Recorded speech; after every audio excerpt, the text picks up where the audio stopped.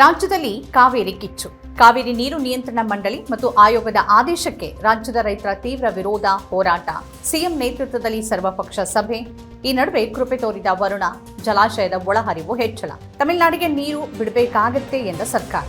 ಇದು ರಾಜ್ಯದ ಈ ವಾರದ ಪ್ರಮುಖ ಸುದ್ದಿಯಾದರೆ, ರಾಷ್ಟ್ರಮಟ್ಟದಲ್ಲಿ ತೆರವಾದ ಕೇಂದ್ರ ಶಿಕ್ಷಣ ಸಚಿವ ಸ್ಥಾನವನ್ನ ಪ್ರಹ್ಲಾದ್ ಜೋಶಿ ಹೆಗಲಿಗೆ ಹಾಕಿದ ನರೇಂದ್ರ ಮೋದಿ. ಪ್ರತಿಭಟನಾಕಾರರ ವಿರುದ್ಧದ ಪ್ರಕರಣ ವಾಪಸ್. ಮಹತ್ವದ ಕೆಲವು ಬಿಲ್ಗಳಿಗೆ ಅಂಗೀಕಾರ.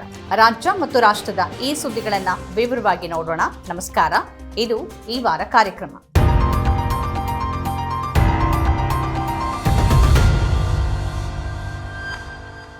ಕರ್ನಾಟಕದಲ್ಲಿ ಕಾವೇರಿ ನದಿ ನೀರಿನ ವಿವಾದ ಮತ್ತೆ ತೀವ್ರ ಸ್ವರೂಪವನ್ನು ತಾಳಿದೆ. ಕೇಂದ್ರೀಯ ಜಲ ಆಯೋಗದಂತಹ ಸಂಸ್ಥೆಯಾಗಿರುವ ಕಾವೇರಿ ವಾಟರ್ ಮ್ಯಾನೇಜ್ಮೆಂಟ್ ಅಥಾರಿಟಿ ಅಂದರೆ CWMA ನೀಡಿದ ಆದೇಶ ರಾಜ್ಯದ ಬರ ಪರಿಸ್ಥಿತಿ, ರೈತರ ಹೋರಾಟ ಮತ್ತು ರಾಜಕೀಯ ಪ್ರತಿಕ್ರಿಯೆಗಳು ಒಟ್ಟಾಗಿ ದಕ್ಷಿಣ ಭಾರತದ ದೀರ್ಘಕಾಲೀನ ನೀರು ಸಮಸ್ಯೆಯನ್ನ ಮತ್ತೊಮ್ಮೆ ಮುನ್ನೆಲೆಗೆ ತಂದಿವೆ. ಇದು ಕೇವಲ ಎರಡು ರಾಜ್ಯಗಳ ನಡುವಿನ ಕಾನೂನು ಯುದ್ಧ ಅಲ್ಲ, ಅದು ರೈತರ ಜೀವನ, ಕುಡಿಯುವ ನೀರು ಮತ್ತು ಅಂತಾರಾಜ್ಯ ಸಹಕಾರದ ಪ್ರಶ್ನೆ ಕೂಡ ಆಗಿದೆ. ಜುಲೈ 28ನೇ ತಾರೀಕು ಕಾವೇರಿ ವಾಟರ್ ರೆಗ್ಯುಲೇಷನ್ ಕಮಿಟಿ ಅಂದರೆ CWRC ಕರ್ನಾಟಕಕ್ಕೆ, ತಮಿಳುನಾಡಿಗೆ ಪ್ರತಿದಿನ 3500 ಕ್ಯೂಸೆಕ್ಸ್ ನಷ್ಟು ನೀರನ್ನ 15 ದಿನಗಳ ಕಾಲ ಬಿಡುಗಡೆ ಮಾಡುವಂತೆ ಶಿಫಾರಸನ್ನ ಮಾಡಿತು. ಇದಾಗ್ತಾ ಇದ್ದಂತೆ ಕರ್ನಾಟಕದಲ್ಲಿ ರೈತರು, ಕನ್ನಡಪರ ಸಂಘಟನೆಗಳು ಹೋರಾಟ ಕೇಳಿದ್ವು. ನಮಗೆ ನೀರಿಲ್ಲ, ಅವರಿಗೆ ಎಲ್ಲಿ ಬಿಡೋದು ಅಂತ ಬೇದಿ ಕೇಳಿದ್ರು. ಸರ್ಕಾರ ತಕ್ಷಣ ಮೇಲ್ಮನವಿಯನ್ನ ಮಾಡಿತು. ಜುಲೈ 30ನೇ ತಾರೀಕು CWMA ಮತ್ತೆ ಅದೇ ಶಿಫಾರಸನ್ನ ದೃಢಪಡಿಸಿ ಕರ್ನಾಟಕದ ಮನವಿಯನ್ನ ತಿರಸ್ಕರಿಸಿತು. ಕರ್ನಾಟಕ ಸರ್ಕಾರ ಜಲಾಶಯಗಳಲ್ಲಿ ನೀರಿನ ಕೊರತೆ ಇದೆ, ಕಡಿಮೆ ಒಳಹರಿವಿದೆ ಮತ್ತು ಬರ ಪರಿಸ್ಥಿತಿ ಇದೆ, ಇದನ್ನೆಲ್ಲವನ್ನ ಉಲ್ಲೇಖಿಸಿ ಆದೇಶವನ್ನ ಮುಂದೂಡುವಂತೆ ಕೋರಿತು. ಆದರೆ CWMA ಹೈಡ್ರಾಲಜಿಕಲ್ ಡಿಸ್ಟ್ರೆಸ್ ಇದ್ರೂ ಕೂಡ ನ್ಯಾಯಾಲಯ ಮತ್ತು ಪ್ರಾಧಿಕಾರದ ನಿರ್ಣಯಗಳನ್ನು ಅನುಸರಿಸಬೇಕು ಅಂತ ಹೇಳಿತು. ಈ ಆದೇಶದ ಪರಿಣಾಮವಾಗಿ ಮಂಡ್ಯ, ಮೈಸೂರು, ಚಾಮರಾಜನಗರ ಸೇರಿದಂತೆ ಕಾವೇರಿ ಜಲಾನಯನ ಪ್ರದೇಶಗಳಲ್ಲಿ ರೈತರಲ್ಲಿ ತೀವ್ರ ಅಸಮಾಧಾನ ಉಂಟಾಯಿತು. ರಾಜ್ಯದಲ್ಲಿ ಮುಂಗಾರು ಮಳೆ ಕಡಿಮೆಯಾಗಿದ್ದು, ಕೆಲವು ಜಲಾಶಯಗಳಲ್ಲಿ ನೀರಿನ ಮಟ್ಟ ಹಿಂದಿನ ವರ್ಷಕ್ಕಿಂತ ಕಡಿಮೆ ಇತ್ತು. ಹೋರಾಟ ತೀವ್ರ ಆಗತ್ತೆ ಅಂತ ಅಂದುಕೊಂಡಿರುವಾಗಲೇ ಕಾವೇರಿ ಕೊಳ್ಳದಲ್ಲಿ ಮಳೆ ಪ್ರಮಾಣ ಹೆಚ್ಚಾಗಿದೆ. ಜಲಾಶಯಗಳಿಗೆ ಒಳಹರಿವು ಹೆಚ್ಚಾಗಿದ್ದು, ನೀರನ್ನ ಹಿಡಿದಿಟ್ಕೊಳ್ಳೋದಕ್ಕೆ ಸಾಧ್ಯ ಇಲ್ಲ ಅಂತ ಮುಖ್ಯಮಂತ್ರಿ DK ಶಿವಕುಮಾರ್ ತಿಳಿಸಿದ್ದಾರೆ. ಹೀಗಿದ್ರೂ ಕೂಡ ರೈತರು ನಮ್ಮ ಬೆಳೆಗಳಿಗೆ ನೀರಿಲ್ಲದೆ ತಮಿಳುನಾಡಿಗೆ ನೀರು ಕೊಡೋದು ಅನ್ಯಾಯ ಅಂತ ಪ್ರತಿಭಟನೆ ಮಾಡ್ತಿದ್ದಾರೆ. ಮುಖ್ಯಮಂತ್ರಿ DK ಶಿವಕುಮಾರ್ ಅವರು CWMA ಆದೇಶವನ್ನ ಅನುಷ್ಠಾನಗೊಳಿಸಲೇಬೇಕಾಗತ್ತೆ ಅಂತ ಹೇಳಿದ್ದಾರೆ. ಆದರೆ ಅವರು ಇವತ್ತು ಎಲ್ಲ ಪಕ್ಷಗಳ ಸಭೆಯನ್ನು ಕೂಡ ಕರೆದಿದ್ದಾರೆ. ಮುಖ್ಯಮಂತ್ರಿ DK ಶಿವಕುಮಾರ್ ಅವರು CWMA ಆದೇಶವನ್ನ ಅನುಷ್ಠಾನಗೊಳಿಸಲೇಬೇಕಾಗತ್ತೆ ಅಂತ ಹೇಳಿದ್ದಾರೆ. ಹಿಂದಿನ ಮುಖ್ಯಮಂತ್ರಿಗಳು ಕಾವೇರಿ ಜಲಾನಯನದ ಶಾಸಕರು ಮತ್ತು ಸಂಸದರನ್ನ ಆಹ್ವಾನಿಸಿ ಅವರು ಮಾತುಕತೆಯನ್ನು ಮಾಡಿದ್ದಾರೆ. ಇಲ್ಲಿ ಮುಂದಿನ ಕಾನೂನು ಮತ್ತು ರಾಜಕೀಯ ತಂತ್ರವನ್ನ ಚರ್ಚೆ ಮಾಡಿದ್ದಾರೆ. ತಮಿಳುನಾಡು ಮುಖ್ಯಮಂತ್ರಿ ವಿಜಯ್ ಅವರಿಗೆ ಬೆಂಗಳೂರು ಭೇಟಿಯನ್ನ ಮುಂದೂಡುವಂತೆ ಮುಖ್ಯಮಂತ್ರಿಗಳು ಕೋರಿದ್ದಾರೆ. ರಾಜ್ಯದಲ್ಲಿ ಪ್ರತಿಭಟನೆಗಳು ನಡೀತಿವೆ, ವಾತಾವರಣ ಅನುಕೂಲಕರವಾಗಿಲ್ಲ ಅಂತ ಅವರು ಹೇಳಿದ್ದಾರೆ. ಆದಾಗ್ಯೂ ಕೂಡ ರೈತರ ಹೋರಾಟ ತೀವ್ರ ಆಗಿದೆ. ಮಂಡ್ಯ ಮತ್ತು ಮೈಸೂರು ಪ್ರದೇಶಗಳಲ್ಲಿ ರೈತರು ಮೌನ ಪ್ರತಿಭಟನೆ ಮಾಡ್ತಿದ್ದಾರೆ, ರಸ್ತೆ ತಡೆದು ನಿಲ್ಲಿಸೋದನ್ನ ಮಾಡ್ತಿದ್ದಾರೆ. ಹಾಗೇನೆ ನೀರನ್ನ ಕೊಡಬೇಡಿ ಅನ್ನೋ ಘೋಷಣೆಗಳನ್ನು ಕೂಡ ಕೂಗ್ತಿದ್ದಾರೆ. ಇನ್ನು ಕನ್ನಡಪರ ಸಂಘಟನೆಗಳು ಕೂಡ ಹೋರಾಟ ಮಾಡ್ತಿದ್ದಾವೆ. ವಾಟಾಳ್ ನಾಗರಾಜ್ ಅವರ ನೇತೃತ್ವದಲ್ಲಿ 13ನೇ ತಾರೀಕು ಅಂದರೆ ಆಗಸ್ಟ್ ಮುಂದಿನ 13ನೇ ತಾರೀಕು ರಾಜ್ಯವ್ಯಾಪಿ ಬಂದ್ಗೂ ಕರೆಯನ್ನ ಕೊಡಲಾಗಿದೆ. ಕನ್ನಡ ಚಲನಚಿತ್ರ ಉದ್ಯಮ ಕೂಡ ಈ ವಿಷಯದಲ್ಲಿ ಸರ್ಕಾರಕ್ಕೆ ಬೆಂಬಲವನ್ನ ಕೊಟ್ಟಿದೆ. ರೈತ ಹೇಳ್ತಿರೋದು ಬಹಳ ಸರಳ ಇದೆ. ನಮ್ಮ ಜಲಾಶಯಗಳಲ್ಲಿ ನೀರು ಕಡಿಮೆ ಇದ್ದ ಸಂದರ್ಭದಲ್ಲಿ ನಮ್ಮನ್ನ ನಿರ್ಲಕ್ಷಿಸಿ ಮೇಲಿನ ಆದೇಶಗಳನ್ನ ಹೇರೋದು ಅನ್ಯಾಯ ಅನ್ನೋದಷ್ಟೇ ಅವರ ವಾದ ಆಗಿದೆ. ಕಾಂಗ್ರೆಸ್ ಸರ್ಕಾರ ಕಾನೂನುಬದ್ಧವಾಗಿ ಹೋರಾಡ್ತೀವಿ ಅಂತ ಹೇಳ್ತಾ ಇದೆ. ಬಿಜೆಪಿ ಮತ್ತು JDS ಸೇರಿದಂತೆ ವಿರೋಧ ಪಕ್ಷಗಳು ಸರ್ಕಾರವನ್ನ ಟೀಕಿಸ್ತಾ ರೈತರ ಹಿತಾಸಕ್ತಿಯನ್ನು ರಕ್ಷಿಸೋಕೆ ಸರ್ಕಾರ ದೃಢವಾಗಿ ನಿಲ್ಲಬೇಕು ಅಂತಿವೆ. ಕೆಲವು ನೇತಾರರು ಕೇಂದ್ರ ಸರ್ಕಾರದ ಮೇಲೆ ಒತ್ತಡ ಹೇರುವಂತೆ ಒತ್ತಾಯಿಸಿದ್ದಾರೆ.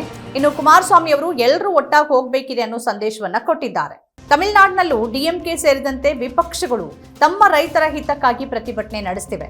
ಎರಡೂ ರಾಜ್ಯಗಳಲ್ಲಿ ರಾಜಕೀಯ ಪಕ್ಷಗಳು ರೈತರ ಪರ ಎಂಬ ನಿಲುವನ್ನು ತೆಗೆದುಕೊಂಡಿದ್ರು ದೀರ್ಘಕಾಲೀನ ಪರಿಹಾರಕ್ಕೆ ಸಹಕಾರದ ಮನೋಭಾವ ಕಡಿಮೆ ಕಂಡುಬರ್ತಾ ಇದೆ. ಹಾಗಾದ್ರೆ ಕಾವೇರಿ ಸಮಸ್ಯೆಗೆ ಪರಿಹಾರ ಅನ್ನೋದೇ ಇಲ್ವಾ? ಮಳೆ ಬಂದಾಗ ಎಲ್ಲ ಸರಿ ಇರುತ್ತೆ, ಮಳೆ ಕಡಿಮೆಯಾಗಿ ಬರ ಬಂದಾಗ ಪ್ರತಿ ಬಾರಿನೂ ಇದೇ ಸಮಸ್ಯೆ.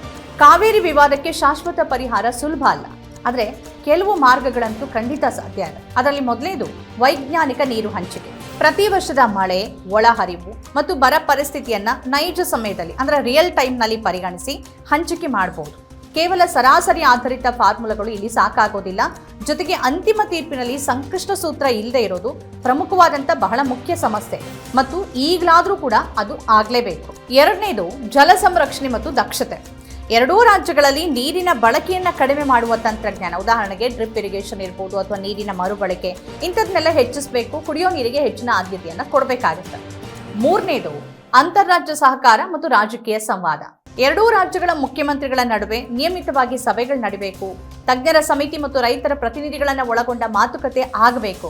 ಕೇವಲ ನ್ಯಾಯಾಲಯ ಅಥವಾ ಪ್ರಾಧಿಕಾರಗಳ ಮೇಲೆ ಅವಲಂಬನೆ ಮಾಡೋದು ಸಾಕಾಗೋದಿಲ್ಲ. ನಾಲ್ಕನೇದು ಹೊಸ ಜಲಾಶಯಗಳು ಮತ್ತು ಲಿಂಕಿಂಗ್. ದೀರ್ಘಕಾಲೀನವಾಗಿ ಹೊಸ ಜಲಾಶಯಗಳು ಅಥವಾ ನದಿ ಜೋಡಣೆ ಯೋಜನೆಗಳನ್ನ ವೈಜ್ಞಾನಿಕವಾಗಿ ಪರಿಶೀಲನೆ ಮಾಡಬಹುದು. ಆದರೆ ಪರಿಸರ ಮತ್ತು ಸ್ಥಳೀಯ ರೈತರ ಹಿತಾಸಕ್ತಿಯನ್ನ ನಾವು ಈ ಸಂದರ್ಭದಲ್ಲಿ ಗಮನದಲ್ಲಿ ಇಟ್ಕೊಳ್ಬೇಕಾಗತ್ತೆ. ಐದನೇದು ಕೇಂದ್ರದ ಸಕ್ರಿಯ ಪಾತ್ರ. ಕೇಂದ್ರ ಸರ್ಕಾರ ಕೇವಲ ಪ್ರಾಧಿಕಾರಗಳ ಮೂಲಕ ಆದೇಶವನ್ನ ನೀಡೋದಕ್ಕಿಂತ ಎರಡೂ ರಾಜ್ಯಗಳ ನಡುವೆ ಮಧ್ಯಸ್ಥಿಕೆ ವಹಿಸಿ ಸಮಾಧಾನಕರ ಪರಿಹಾರಕ್ಕೆ ಪ್ರಯತ್ನ ಪಡಬೇಕು. ಇದಕ್ಕಾಗಿ ರಾಜ್ಯದ ಸಂಸದರು ಪಕ್ಷಭೇದವನ್ನ ಮರೆತು ದೇವೇಗೌಡರ ಬದ್ಧತೆಯನ್ನ ಈ ಸಂದರ್ಭದಲ್ಲಿ ತೋರಿಸಬೇಕು. ಆದರೆ ಈ ವಾರದ ಬೆಳವಣಿಗೆಗಳು ಕಾವೇರಿ ವಿವಾದ ಇನ್ನು ಗೆಲ್ಲೋದು ಮತ್ತು ಸೋಲೋದು ಅನ್ನೋ ಚೌಕಟ್ಟಿನಲ್ಲೇ ಸಿಕ್ಕಾಕೊಂಡಿದೆ ಅನ್ನೋದನ್ನೇ ತೋರಿಸ್ತಾ ಇದೆ. ರೈತರ ಕ್ರೋಧ ಸಹಜ, ಆದರೆ ಎರಡೂ ರಾಜ್ಯಗಳ ರೈತರು ಒಂದೇ ನದಿಯ ಮಕ್ಕಳು. ನೀರನ್ನ ಯುದ್ಧದ ಆಯುಧವಾಗಿ ಬಳಸೋದಕ್ಕಿಂತಲೂ ಅದನ್ನ ಸಹಕಾರದ ಸಂಪನ್ಮೂಲವಾಗಿ ಪರಿಗಣಿಸುವ ಮನೋಭಾವ ಬೆಳೆಸಬೇಕು. ಇಲ್ಲದೆ ಇದ್ರೆ ಪ್ರತಿ ಬರದ ವರ್ಷವೂ ಇದೇ ರೀತಿಯ ಪ್ರತಿಭಟನೆಗಳು, ಆದೇಶಗಳು ಮತ್ತು ರಾಜಕೀಯ ಘರ್ಷಣೆಗಳು ಮತ್ತೆ ಆಗ್ತಾನೆ ಇರುತ್ತೆ. ಕಾವೇರಿ ನದಿ ಎರಡೂ ರಾಜ್ಯಗಳ ಜೀವನಾಡಿ, ಅದನ್ನ ರಕ್ಷಿಸೋದು ಎಲ್ಲರ ಹೊಣೆಗಾರಿಕೆ. ರಾಷ್ಟ್ರಮಟ್ಟದಲ್ಲಿ ಸಿಜೆಪಿ ಪ್ರತಿಭಟನೆಯಿಂದ ಶಿಕ್ಷಣ ಸಚಿವ ಧರ್ಮೇಂದ್ರ ಪ್ರಧಾನ್ ರಾಜೀನಾಮೆ ನೀಡಿ ಆ ಸ್ಥಾನಕ್ಕೆ ಪ್ರಹ್ಲಾದ್ ಜೋಶಿ ಅವರಿಗೆ ಹೆಚ್ಚುವರಿ ಜವಾಬ್ದಾರಿಯನ್ನ ಕೊಡಲಾಗಿದೆ. ಈ ನಡುವೆ ವಿದ್ಯಾರ್ಥಿಗಳು ಮತ್ತು ಪ್ರತಿಭಟನಾಕಾರರ ಮೇಲೆ ಹಾಕಲಾಗಿದ್ದ ಸಾವಿರಾರು ಪ್ರಕರಣಗಳನ್ನು ವಾಪಸ್ ಪಡೆಯಲಾಗಿದೆ ಅಂತ ಹೇಳಲಾಗ್ತಾ ಇದ್ರು. ಮೋದಿ ಮತ್ತವರ ತಾಯಿಗೆ ಬೈದ ಕಾರಣಕ್ಕೆ ಪ್ರಕರಣ ದಾಖಲಾಗ್ತಿದೆ. ಈ ಬಗ್ಗೆ ಮತ್ತೊಂದು ವಿಡಿಯೋ ಮಾಡಿರುವಂತ ನರೇಂದ್ರ ಮೋದಿ ಅವರು ನಮ್ಮ ಮಕ್ಕಳು, ಅವರನ್ನ ಕ್ಷಮಿಸ್ಬಿಡಿ, ಅವರಿಗೇನೋ ಗೊತ್ತಿಲ್ಲದೆ ಮಾಡಿದ್ದಾರೆ ಅಂತ ಹೇಳಿದ್ದಾರೆ. ಇದೇ ನರೇಂದ್ರ ಮೋದಿ ಅವರ ಬೆಂಬಲಿಗರು ಮತ್ತು ಬಿಜೆಪಿ ಸಚಿವರು, ಸಂಸದರು, ಶಾಸಕರು ಅನೇಕರು ಬೇರೆಯವರ ತಾಯಿಗೆ ಅವಾಚ್ಯವಾಗಿ ಅವರನ್ನ ಬೈದಾಗ, ಅವರನ್ನ ಆ ಸಂದರ್ಭದಲ್ಲಿ ತಿದ್ದಿದ್ರೆ ಇವತ್ತು ನಿಮಗೆ ಈ ಸ್ಥಿತಿ ಬರ್ತಿರ್ಲಿಲ್ಲ. ಆಫ್ಟರ್ ಆಲ್ ಎಲ್ಲ ತಾಯಂದ್ರೇನೆ. ರಾಜಕೀಯದಲ್ಲಿ ತಾಯಿಯನ್ನ ಆಯುಧವಾಗಿ ಬಳಸುವ ಪ್ರವೃತ್ತಿ ಬಿಜೆಪಿ ಮತ್ತು ಅದರ ಬೆಂಬಲಿಗರಿಗೆ ಹೆಚ್ಚು ಸರಿ ಹೊಂದುತ್ತೆ. ಅವರು ನಿಂದಿಸಿದ ಭಾಷೆಯಿಂದ ಅನೇಕ ಮಹಿಳೆಯರು ಸಾಮಾಜಿಕ ಜಾಲತಾಣವನ್ನೇ ತೊರೆದು ಹೋದ್ರು. ಅಂಥವರನ್ನ ಮೋದಿ ಟ್ವಿಟರ್ನಲ್ಲಿ ಫಾಲೋ ಮಾಡ್ತಾ ಇದ್ರು. ಬಿಜೆಪಿ ಐಟಿ ಸೆಲ್ ಇದಕ್ಕಾಗಿಯೇ ಪ್ರತ್ಯೇಕ ಟ್ರೋಲ್ ಆರ್ಮಿಯನ್ನು ಹೊಂದಿತ್ತು. ತಲೆ ಮೇಲೆ ಹಾಕಿದ ನೀರು ಕಾಲಿಗೆ ಇಳಿಲೇಬೇಕು, ಪಾದ ತಾಗಲೇಬೇಕು. ನೀವು ಮಾಡಿದ್ದನ್ನ ನೀವು ಉಂಟಿದ್ದೀರಾ ಅಷ್ಟೇ, ಅಂದ್ರೆ ಕರ್ಮ ರಿಟರ್ನ್ಸ್. ಆದರೆ ಈ ದೇಶದ ಪ್ರಜ್ಞಾವಂತ ನಾಗರಿಕರ ಅಂದಿನ ಮತ್ತು ಇಂದಿನ ನಿಲುವು ಒಂದೇ. ಅದೇನು ಅಂತಂದ್ರೆ ಅವಾಚ್ಯ ಪದಗಳ ಬಳಕೆ, ಅದು ಯಾರೇ ಯಾವ ಸಂದರ್ಭದಲ್ಲೇ ಮಾಡಿದ್ರು, ಅದರಲ್ಲೂ ತಾಯಂದರ ಮೇಲಿನ ಈ ಪದ ಪ್ರಯೋಗ ಒಪ್ಪುವಂಥದ್ದಲ್ಲ. ಜೊತೆಗೆ ಮೋದಿಯವರಿಗೆ ಬೆಲೆ ನೀಡದೇ ಇದ್ರೂ ಕೂಡ ಪ್ರಧಾನಿ ಹುದ್ದೆ ಅನ್ನೋದೊಂದಿದೆಯಲ್ಲ, ಆ ಘನತೆಯನ್ನ ಮರೆಯುವಂತಿಲ್ಲ. ಇವ್ರು ಮಾಡೋ ಹಾಗೆ ನೆಹರು, ಇಂದಿರಾ, ಮನಮೋಹನ್ ಸಿಂಗ್ಗೆ ಬೈಕೊಂಡು ಕೂರೋ ರೀತಿ ನಾವು ಏನಾದರೂ ಬೈಕೊಂಡು ಕೂತ್ರೆ ಅವ್ರಿಗೂ ನಮಗೂ ವ್ಯತ್ಯಾಸನೇ ಇರೋದಿಲ್ಲ. ಈ ಬಾರಿಯ ಸಂಸತ್ತಿನ ಮಾನ್ಸೂನ್ ಅಧಿವೇಶನ ಕೇವಲ ವಿಧೇಯಕಗಳ ಅಂಗೀಕಾರದ ಪಟ್ಟಿಯಾಗಿ ಉಳಿಯಲಿಲ್ಲ. ಅವು ಯುವ ಜನರ ಕ್ರೋಧ, ಸಂಸದೀಯ ಪ್ರಕ್ರಿಯೆ, ಪೊಲೀಸ್ ಕ್ರಮ ಮತ್ತು ರಾಜಕೀಯ ಭಾಷೆಯ ನೈತಿಕ ಮಿತಿಗಳ ಬಗ್ಗೆ ದೇಶವನ್ನ ಚಿಂತನೆಗೆ ಹಚ್ಚುವ ಅವಧಿಯಾಗಿತ್ತು. ಸಿಜೆಪಿ ಎಂಬ ಯುವ ಚಳುವಳಿಯ ಹೋರಾಟ, ಸಂಸತ್ತಿನ ಒಳಗಿನ ವಿರೋಧ ಪಕ್ಷದ ನಿರಂತರ ಪ್ರತಿಭಟನೆ ಮತ್ತು ಕೆಲವು ಪ್ರಮುಖ ವಿಧೇಯಕಗಳ ತ್ವರಿತ ಅಂಗೀಕಾರ, ಇವೆಲ್ಲವೂ ಒಟ್ಟಾಗಿ ಭಾರತೀಯ ಪ್ರಜಾಸತ್ತಾತ್ಮಕ ವ್ಯವಸ್ಥೆಯ ಪ್ರಸ್ತುತ ಸ್ಥಿತಿಯನ್ನ ಪ್ರತಿಬಿಂಬಿಸುತ್ತೆ. ನೀಟ್ ಸೇರಿದಂತೆ ಸಾರ್ವಜನಿಕ ಪರೀಕ್ಷೆಗಳಲ್ಲಿ ಪೇಪರ್ ಲೀಕ್ ಆಗಿದ್ದು ಲಕ್ಷಾಂತರ ವಿದ್ಯಾರ್ಥಿಗಳ ಭವಿಷ್ಯವನ್ನ ಹಾಳು ಮಾಡಿದೆ ಅನ್ನೋ ಆರೋಪದ ಜೊತೆಗೆ ಹುಟ್ಟುಕೊಂಡ ಸಿಜೆಪಿ ಚಳುವಳಿ ಕೇವಲ ಪರೀಕ್ಷಾ ವ್ಯವಸ್ಥೆಯ ವಿರುದ್ಧದ ಪ್ರತಿಭಟನೆಯಾಗಿ ಉಳಿಯದೆ ನಿರುದ್ಯೋಗ, ಸಂಸ್ಥೆಗಳ ವಿಫಲತೆ ಮತ್ತು ರಾಜಕೀಯ ನಿರ್ಲಕ್ಷ್ಯದ ವಿರುದ್ಧದ ಯುವಜನರ ವ್ಯಾಪಕ ಅಸಮಾಧಾನವಾಗಿ ರೂಪುಗೊಳ್ತು. ಜುಲೈ 20ನೇ ತಾರೀಕು ದೆಹಲಿಯ ಜಂತರ್ ಮಂತರ್ನಿಂದ ಸಂಸತ್ ಚಲೋ ಮಾರ್ಚ್ ನಡೆಸಿದಾಗ, ಅಂದ್ರೆ ಈ ಪ್ರಯತ್ನ ಮಾಡಿದಾಗ ಪೊಲೀಸ್ ಕ್ರಮ ನಡೆದಿತ್ತು. ಇದು ಸಂಸತ್ನಲ್ಲಿ ವಿರೋಧ ಪಕ್ಷಕ್ಕೆ ಪ್ರಬಲ ಆಯುಧ ಆಯಿತು. ರಾಹುಲ್ ಗಾಂಧಿ, ಪ್ರಿಯಾಂಕಾ ಗಾಂಧಿ ಸೇರಿದಂತೆ ನೇತಾರರು ವಿದ್ಯಾರ್ಥಿಗಳ ಮೇಲಿನ ಪೊಲೀಸ್ ಕ್ರಮವನ್ನು ತೀವ್ರವಾಗಿ ಟೀಕಿಸಿತು. ಪರಿಣಾಮವಾಗಿ ಶಿಕ್ಷಣ ಸಚಿವ ಧರ್ಮೇಂದ್ರ ಪ್ರಧಾನ್ ರಾಜೀನಾಮೆಯನ್ನ ನೀಡಬೇಕಾಯಿತು. ಆದರೆ ಚಳುವಳಿಯ ಸಂದರ್ಭದಲ್ಲಿ ಕೆಲವು ಯುವಕರು, ವಿಶೇಷವಾಗಿ ಯುವತಿಯರು, ಪ್ರಧಾನಿ ನರೇಂದ್ರ ಮೋದಿ ಮತ್ತು ಅವರ ತಾಯಿ ಹೀರಾಬೆನ್ ವಿರುದ್ಧ ಅತ್ಯಂತ ಅಶ್ಲೀಲ ಮತ್ತು ಅವಮಾನಕರ ಭಾಷೆಯನ್ನು ಬಳಸಿದ್ದು ವೈರಲ್ ಆಯಿತು. ರುಚಿಕಾ ಸಿಂಗ್ ಎಂಬ ಯುವತಿಯ ವಿಡಿಯೋ ಇದಕ್ಕೆ ಉದಾಹರಣೆ. ಪೊಲೀಸರು ಎಫ್ಐಆರ್ ದಾಖಲಿಸಿದ್ರು. ಈ ನಡುವೆ ಆ ಹುಡುಗಿ ಕ್ಷಮೆಯನ್ನು ಯಾಚನೆ ಮಾಡಿದ್ದಾಳೆ. ಅದರ ಜೊತೆಗೆ ಪೆಲೆಟ್ ಗನ್ ಮತ್ತು AK-47 ಬಳಕೆಗೆ ಸುಪ್ರೀಂ ಕೋರ್ಟ್ ತೀಕ್ಷ್ಣವಾಗಿ ಪ್ರತಿಕ್ರಿಯೆ ಕೊಟ್ಟಿದೆ. ಇದರ ಸ್ವತಂತ್ರ ತನಿಖೆಯ ಅಗತ್ಯವನ್ನು ಒತ್ತಿ ಹೇಳಿದೆ. ಜೈಲಿಗೆ ಹಾಕಲಾಗಿದ್ದ ಅಪ್ರಾಪ್ತರ ತಕ್ಷಣದ ಬಿಡುಗಡೆಗೆ ಸುಪ್ರೀಂ ಕೋರ್ಟ್ ಆದೇಶವನ್ನೂ ಕೊಡ್ತು. ದೇಶದಲ್ಲಿ ನಡೆದ ವಿದ್ಯಾರ್ಥಿಗಳ ಮೇಲಿನ ದೌರ್ಜನ್ಯಕ್ಕೆ ಇಡೀ ನಾಗರಿಕ ಸಮಾಜ ವಿರೋಧವನ್ನು ವ್ಯಕ್ತಪಡಿಸಿತು, ತಮ್ಮ ಧ್ವನಿಯನ್ನು ಸೇರಿಸಿತು. ಆದರೆ ಅನಾಗರಿಕ ಜನ ಮತ್ತು ಅನಾಗರಿಕ ಗೋಧಿ ಮೀಡಿಯಾಗಳು ಈಗಲೂ ಅವರ ವಿರುದ್ಧನೇ ನಿಂತಿವೆ. ಇದು ನಾಗರಿಕ ಸಮಾಜ ಮತ್ತು ಅನಾಗರಿಕ ಸಮಾಜದ ನಡುವಿನ ಸ್ಪಷ್ಟ ಭಿನ್ನತೆ. ವಿದ್ಯಾರ್ಥಿಗಳ ಮೇಲೆ ಈ ಪರಿ ದಾಳಿ ನಡೆಸಿದ ಬಗ್ಗೆ ಗೃಹ ಮಂತ್ರಿ ಅಮಿತ್ ಶಾ ಸಂಸತ್ನಲ್ಲಿ ಉತ್ತರ ನೀಡಬೇಕು ಅಂತ ವಿಪಕ್ಷಗಳು ಪ್ರತಿಭಟನೆ ನಡೆಸಿದೆ. ಇದೆಲ್ಲದರ ನಡುವೆ ಪಬ್ಲಿಕ್ ಎಕ್ಸಾಮಿನೇಷನ್ಸ್ ಅಮೆಂಡ್ಮೆಂಟ್ ಬಿಲ್ 2026 ಮತ್ತು prevention of insults to national honour bill 2026 ಎರಡೂ ಕೂಡ ಅಂಗೀಕಾರ ಆಗಿದೆ. ಪೇಪರ್ ಲೀಕ್ ಮಾಡೋರಿಗೆ 10 ವರ್ಷ ಜೈಲು ಶಿಕ್ಷೆ ಮತ್ತು ಭಾರೀ ದಂಡದ ನಿಬಂಧನೆ, ಕಠಿಣ ಕ್ರಮ ಇದೆಲ್ಲ ಇದೆ. ಇನ್ನು ವಂದೇ ಮಾತರಂಗೆ ಏನಾದರೂ ಅವಮಾನ ಮಾಡಿದ್ರೆ ರಾಷ್ಟ್ರಗೀತೆಯ ಸಮಾನ ಕಾನೂನು ರಕ್ಷಣೆಯನ್ನು ಅದಕ್ಕೆ ಒದಗಿಸಲಾಗಿದೆ.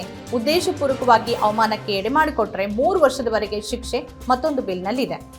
ಆದರೆ ವಿರೋಧ ಪಕ್ಷ ವಾಕೌಟ್ ಮಾಡಿದ್ರಿಂದ ಈ ಕುರಿತು ಸಂಪೂರ್ಣ ಚರ್ಚೆನೇ ಆಗಲಿಲ್ಲ.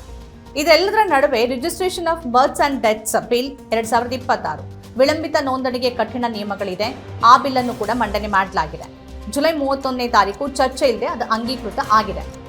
ಸಂಸದೀಯ ಪ್ರಜಾಪ್ರಭುತ್ವದಲ್ಲಿ ಚರ್ಚೆ ಇಲ್ಲದೆ ಕಾನೂನುಗಳು ಅಂಗೀಕೃತ ಆಗೋದು ದೀರ್ಘಕಾಲೀನವಾಗಿ ಆರೋಗ್ಯಕರ ಬೆಳವಣಿಗೆ ಅಂತೂ ಖಂಡಿತ ಅಲ್ಲ. ಕೇವಲ ಕಾನೂನನ್ನ ತಂದು ಗಮನವನ್ನ ಬೇರೆ ಕಡೆಗೆ ಸೆಳೆಯೋದು ಅಥವಾ ದೇಶಭಕ್ತಿಯನ್ನ ಹೀಗೆ ಬಿಲ್ ಮೂಲಕ ಪರೀಕ್ಷೆಗೊಡ್ಡೋದು ಇವೆಲ್ಲ ಬಿಜೆಪಿಯ ಹಳೆಯ ಹಿಂದಿನ ತಂತ್ರಗಳೇ. ಇಲ್ಲಿ ಒಟ್ಟು ಸೋಲ್ತಿರೋದು ಸಂಸದೀಯ ಪ್ರಜಾಪ್ರಭುತ್ವ ಮತ್ತು ರಾಷ್ಟ್ರದ ಹಿತ. ಇವಿಷ್ಟು ಈ ವಾರದ ರಾಜ್ಯ ಮತ್ತು ರಾಷ್ಟ್ರ ಮಟ್ಟದ ಪ್ರಮುಖ ಸುದ್ದಿಗಳು. ಈ ರೀತಿಯ ಬೇರೆ ಬೇರೆ ವಿಶೇಷ ಕಾರ್ಯಕ್ರಮಗಳನ್ನು ತಾವು ನೋಡಬೇಕು ಅಂತಂದ್ರೆ ನಮ್ಮ ಚಾನೆಲ್ ಸಬ್ಸ್ಕ್ರೈಬ್ ಮಾಡಿ. ನಮಸ್ಕಾರ.